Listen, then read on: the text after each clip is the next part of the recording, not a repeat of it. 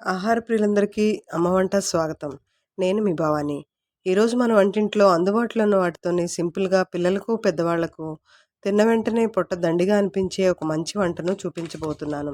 అదే మన chicken box. వినడానికి కొత్తగా ఉంది కదా! పిల్లలు ఎగ్జామ్ రాసేటప్పుడు తినే విషయంలో పెద్దగా శ్రద్ధ వహించరు. ఏదో తిన్నామా లేదా అనుకుంటూ కానిచ్చేస్తారు. కానీ కొద్దిసేపటికి ఆకలి వేస్తుంది. ఎక్కువగా తింటే నిద్రొస్తుందేమన్న భయము. అందుకే ఈ స్నాక్ 2 తిన్నా పొట్ట దండిగా ఉంటుంది. మరి ఆలస్యం చేయకుండా ఎలా చేయాలో చూసేద్దామా? ఇందుకోసం నేను ఇక్కడ క్యాప్సికమ్, క్యారెట్, పచ్చిమిర్చి, క్యాబేజీని తీసుకున్నాను. మీ వీలుని బట్టి మీరు గ్రీన్ కలర్ క్యాప్సికమ్ కూడా తీసుకోవచ్చు. వీటన్నిటిని ఇలా సన్నగా తరిగి పెట్టుకున్నాను.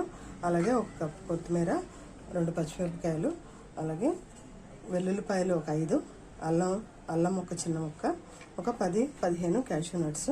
వీటన్నిటితో పాటు చికెన్ కూడా ఒక పావు కేజీ సుమారుగా తీసుకొని కొద్దిగా ఒక 5 నిమిషాలు ఉడికించి ఇలా సన్నగా తరిగి పెట్టుకున్నాను. ఇది ఒక పావు కేజీ సుమారు. ఇప్పుడు స్టవ్ వెలిగించి కళాయి పెట్టి అందులో 2 టేబుల్ స్పూన్స్ బటర్ తీసుకోవాలి. బటర్ కొంచెం వేడెక్కగానే ఇందులో ముందుగా చిన్న ముక్కలుగా కట్ చేసి పెట్టుకున్న అల్లం, వెల్లుల్లి ఇందులో వేసుకోవాలి. అలాగే పచ్చిమిర్చి కూడా ఇందులో వేసుకొని ఒక 2 మినిట్స్ బాగా వేగనివ్వాలి. అల్లం, వెల్లుల్లి, పచ్చిమిర్చి చక్కగా వేగిపోయినాయి. ఇప్పుడు క్యాప్సికమ్ అన్ని ముక్కలు కూడా రెడ్ క్యాప్సికమ్, ఎల్లో క్యాప్సికమ్, ఇంకా క్యాబేజ్, క్యారెట్ ఇవన్నీ కూడా ఇందులో వేసుకొని చక్కగా వేగనివ్వాలి.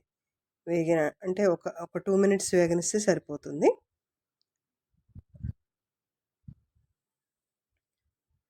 దీనికి రుచికి సరిపడా ఉప్పు వేసుకోవాలి.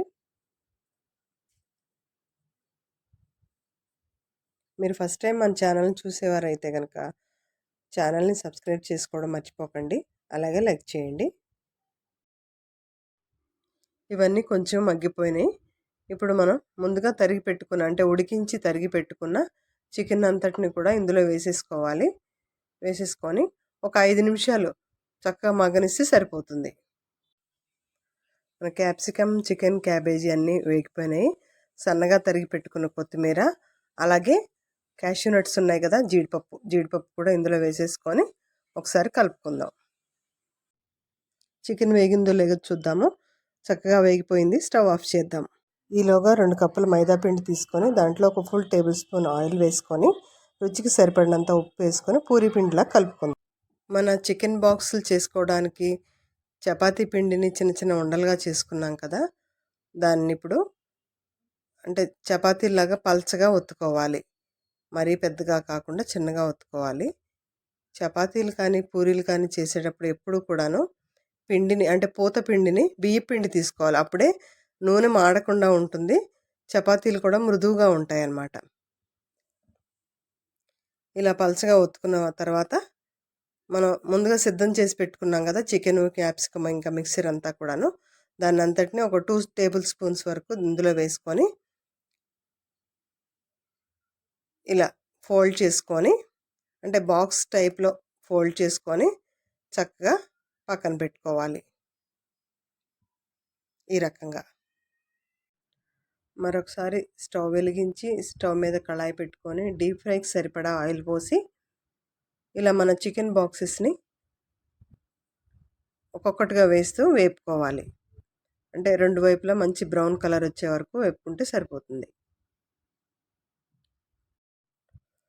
మన చికెన్ బాక్సులన్నీ చక్కగా వేగిపోయి సర్వింగ్కి రెడీ అయిపోయినాయి. తీసేద్దాం ఒక్కొక్కటిగా. ఇవి ఒక 2 తిని కొద్దిగా పెరుగన్నం తింటే పిల్లలకి హాయిగా ఉన్నట్టు ఉంటుంది. మీరు కూడా మీ పిల్లలకి ఇలా చేసి పెట్టారంటే హ్యాపీగా ఫీల్ అవుతారు.